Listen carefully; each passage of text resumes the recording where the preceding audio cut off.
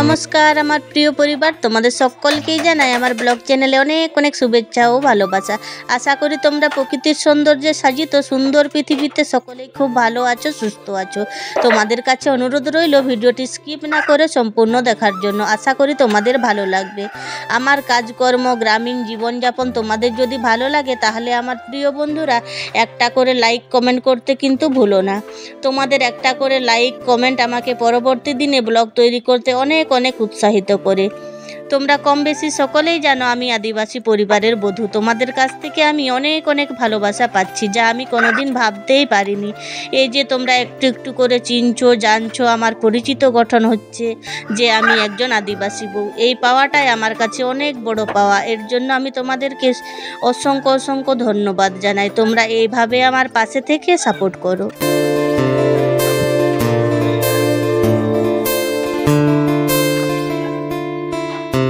আজকে আমি অনেক ভোর ভোর উঠে সমস্ত বাসি কাজকর্ম করে নিয়েছিলাম। এখন আমি বাসি কাজকর্ম করে নিয়ে রান্নাঘরে রান্না শুরু করে দিলাম। ভাতটা বসিয়ে দিয়েছি গ্যাসে, আর এখন আলু, করলা, কুঁদরি কেটেও নিয়েছি। আর এখন দেখো ডালটা বসাবো বলে পেঁয়াজ আর কাঁচা লঙ্কা কেটে জল দিয়ে দিচ্ছি। এবারে ডালটাও একদিকে সিটি পড়বে আর একদিকে আমি সবজিটা রান্না করে নেব।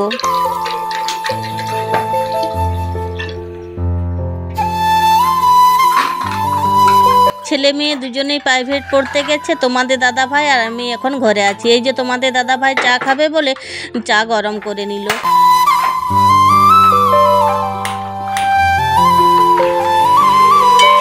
শুধু করলা ছেলে মেয়ে খেতে চায় না বলে করলার সাথে আলু, কুঁদরি মিশিয়ে রান্না করছি। ছেলে বরং অল্প স্বল্প খায়, মেয়ে একদম ছুঁয়েও দেখে না। ওই জন্য আমি বাধ্য হয়ে সমস্তকে একসঙ্গে মিশিয়ে রান্না করছি। এটা মানে মাখা মাখা করব, ভাজা ভাজা করব না, কাসুন্দি দিয়ে মাখা মাখা করে নামিয়ে নেব।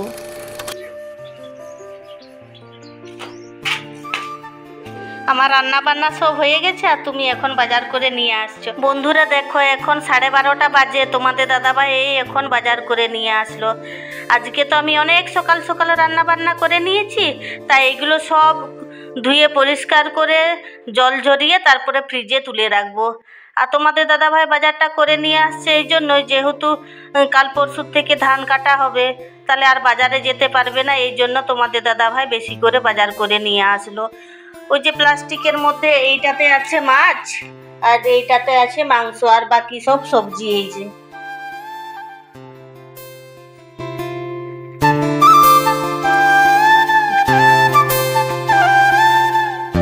সকাল থেকে আমি কিছুই খাইনি, এখন দেখো ভাত খাচ্ছি। সবাই অল্প করে আগেই খেয়ে নিয়েছে, আমি এই বাকি ছিলাম, আমি এখন খেয়ে নিচ্ছি। বন্ধুরা এই ভিডিওটা কয়েকদিন আগেকার ভিডিও, এডিট করা ছিল না বলে তোমাদেরকে আগে দেওয়া হয়নি। তাছাড়াও শনিবার কোনো ভিডিও করতে পারিনি, জানো তো বন্ধুরা, সারা দিন খুব বৃষ্টি হচ্ছিল। তাই ভাবলাম পুরনো ভিডিওটা এডিট করে তোমাদেরকে দিই।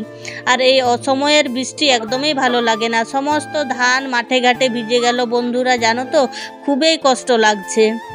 তো যাই হোক, কি আর করা যায় বলো, প্রকৃতির সঙ্গে তো আর আমরা পারবো না।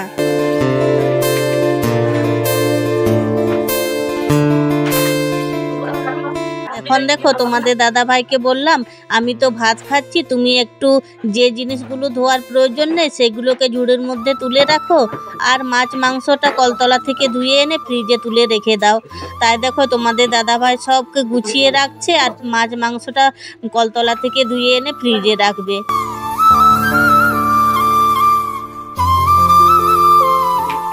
তা না হলে কি বলো তো বন্ধুরা, মাছ মাংস অনেকক্ষণ যদি প্লাস্টিকের মধ্যে বাঁধা থাকে তাহলে বাজে একটা গন্ধ ছাড়বে।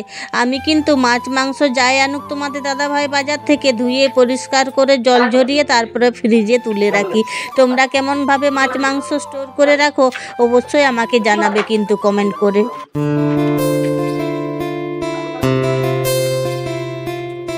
অনেক বন্ধুরা আমাকে কমেন্ট করে বলেছো দিদি ভাই হোম ট্যুর ভিডিও দাও। আমি অবশ্যই তোমাদেরকে হোম ট্যুর ভিডিও দেব, কয়েকদিন অপেক্ষা করো গো বন্ধুরা। একা সংসারের কাজকর্ম অনেক ঝামেলার মধ্যে দিয়ে ছুটে ছুটে কাজকর্ম করতে হয় আমাকে, সারাদিনে নিস্তার নেই গো জানো। এখন তো আবার ছোটোবেলা, রান্না খাওয়ার লোক কম হলেও বাইরের কাজকর্ম অনেক বেশি, যা আমি তোমাদেরকে একটু একটু করে ভিডিও করে দেখানোর চেষ্টা করি। আর এখন দেখো আমি খাওয়া দাওয়া করে নিয়েই বাসন কোসনগুলো মেজে নিয়েছিলাম, তারপরে দেখো সমস্ত সবজিকে এক এক করে ধুয়ে পরিষ্কার করে রেখে দেবো এখন, পরে জলটা ঝরে গেলে ফ্রিজে তুলে রাখবো। বেশ কয়েকদিনের জন্য বাজার করে রাখলো তোমাদের দাদাভাই, ধান কাটা শুরু হয়ে গেলে বাজার করতে যেতে পারবে না। আমার যেমন সারাদিন কাজকর্ম থাকে, ঠিক একইভাবে তোমাদের দাদাভাইও কিন্তু ছোটাছুটি করে কাজকর্ম করে।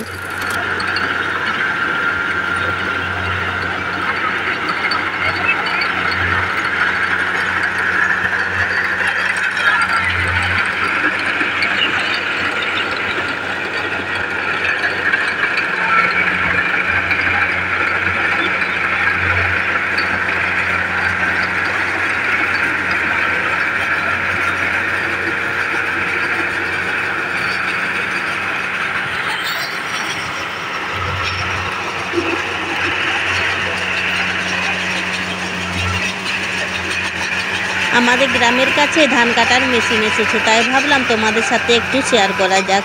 এই মেশিন দিয়ে আমরাও ধান কাটবো। আমাদের গ্রামগঞ্জেও কিন্তু আধুনিকতার ছোঁয়া পড়েছে। সমস্ত চাষি ভাইদের কিন্তু অনেক কষ্ট কমে গেছে এই মেশিনটা আসার পর। না হলে কি বলতো, কাটা বাঁধা, তারপরে ঘর আনা, তারপরে আবার ঝাড়া, অনেক কষ্টই করতে হয়। এই মেশিন দেখো সব কাজ একসাথে হয়ে যাচ্ছে। এখন শুধু ঘর নিয়ে গিয়ে সিদ্ধ করে শুকিয়ে ভাঙিয়ে আনলেই চাল হয়ে যাবে।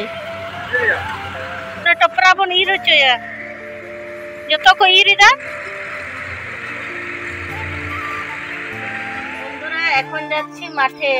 এই দেখো একটা লম্বা লাঠি নিয়ে নিয়েছি, আর চেয়ারটা মেয়ে বের করেছিল, এখানে রোদ বসে বসে রোদ পোয়াচ্ছিল, সেই জন্য চেয়ারটাই বসে বসে আমি তোমাদের সঙ্গে কথা বলছি। চলো তোমরা কিন্তু সঙ্গে থাকো, চলো একেবারে মাঠে গিয়ে দেখা হচ্ছে।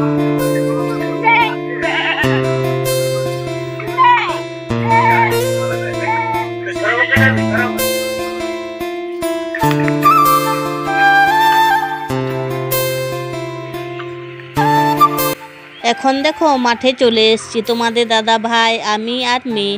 ছেলে বলছে মা আমি যাব না, ছেলে ঘরেই থাকলো। আজকে আমরা প্রথম ধান কাটা শুরু করব। আমাদের নিয়ম আছে লাগানোর সময় 5 গাছি না হলে 7 গাছি ঘরের এক সদস্যকে প্রথম জমিতে রোপণ করতে হয়, তারপর লেবার জমিতে নামবে। ঠিক একইভাবে কাটার সময়ও ঘরের সদস্যকে প্রথম ধান কাটতে শুরু করতে হবে, তারপরে লেবারে কাটবে। তার জন্যই ধান কাটতে আসলাম। কালকের থেকে লেবার তোমাদের দাদা ভাই লাগাবে। সবাই আগের থেকে শুরু করে দিয়েছে গ্রামে, মনে হয় আমরাই সবার শেষে শুরু করছি ধান কাটতে। এই দিকের জমিগুলো একেবারে আমাদের ঘরের পাশের, ওই যে সামনে দেখতে পাচ্ছ ওটা হলো আমাদের পাশের গ্রাম। আর আমরা এখন কাটতে যাচ্ছি, ওই যে দুটো তাল গাছ দেখাচ্ছে ওর পাশের জমিটাই কাটাকাটি করব ধান। আর একটা লম্বা লাঠি নিয়ে এসছি বন্ধুরা, জানো আমাদের এদিকে তো সাপের ভয় প্রচুর, লাঠিটা একবারে সঙ্গে নিয়ে আসতেই হয় মাঠে আসলে।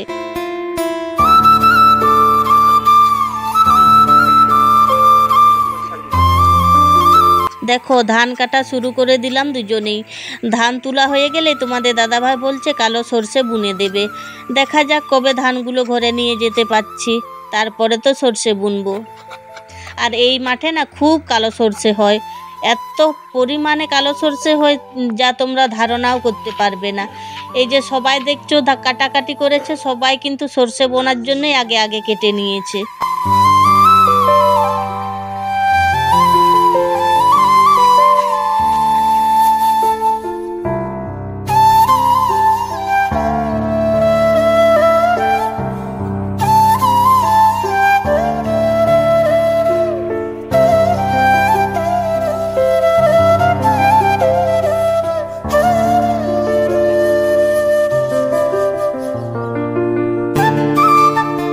বন্ধুরা শুধুমাত্র এক পাহি করে কাটলাম তোমাদের দাদা ভাই আর আমি, আর এখন বাড়ি যাচ্ছি। বাড়িতে তো অনেক কাজ আছে, সেই জন্য চলো এক পাহি করে কেটেই বাড়ি যাই।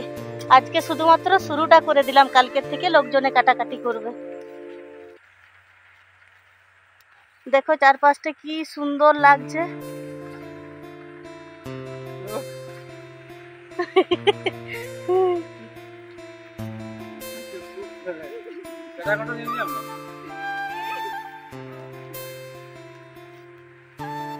দেখছো বন্ধুরা আলগুলোতে কত ঘাস, এই দেখো।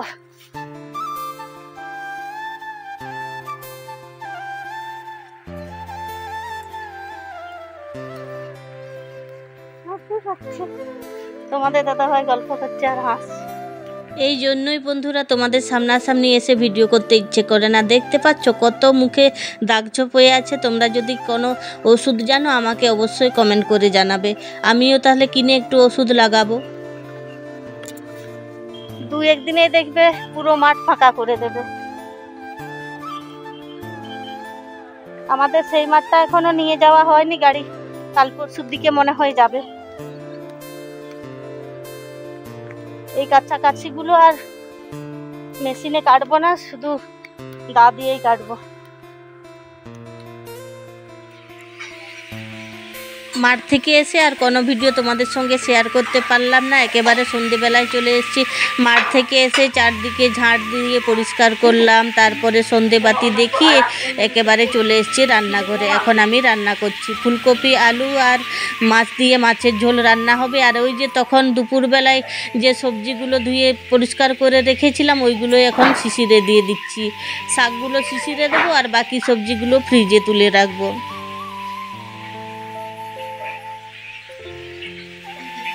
দেখো ভাতটা হয়ে আসছে আর একটা বেগুন তুলে রাখলাম, এই বেগুনটা বেগুন পোড়া করব বলে। আর এদিকে আমার মাছ ভাজাও হয়ে গেছে আর আলু ফুলকপিটা একদিকে ভাজা বসিয়েছি আর একদিকে দেখো ভাতটা হয়েই আসছে। ভাতটা এখন নামিয়ে নেব। আর এই যে দেখতে পাচ্ছ তখন ধুয়ে রেখেছিলাম সবজিগুলো, এখন তুলে দিয়ে আসি ফ্রিজে। চলো।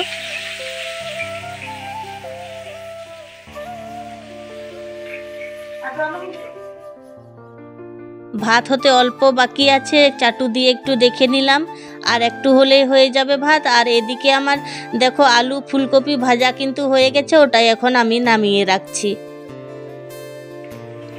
বেশ টমেটো, কাঁচা লঙ্কা, ধনেপাতা দিয়ে মাছের ঝোল করব। আর দেখো বন্ধুরা মাছের ঝোল কিন্তু রান্না হয়ে গেছে আর 3জন আমরা খেতেও বসে গেছি। তোমাদের দাদাভাই কিন্তু একটু পরে খাবে বলছে, সেই জন্য আমরা 3জনেই খেয়ে নিচ্ছি। তো আমার প্রিয় বন্ধুরা আজকের ভিডিওটা তোমাদের কেমন লেগেছে অবশ্যই আমাকে কমেন্ট করে জানিও। আর যে সকল বন্ধুরা এতক্ষণ ধৈর্য ধরে ভিডিওটি দেখছো তোমাদেরকে অসংখ্য অসংখ্য ধন্যবাদ জানিয়ে ভিডিওটা এখানেই শেষ করছি আমি।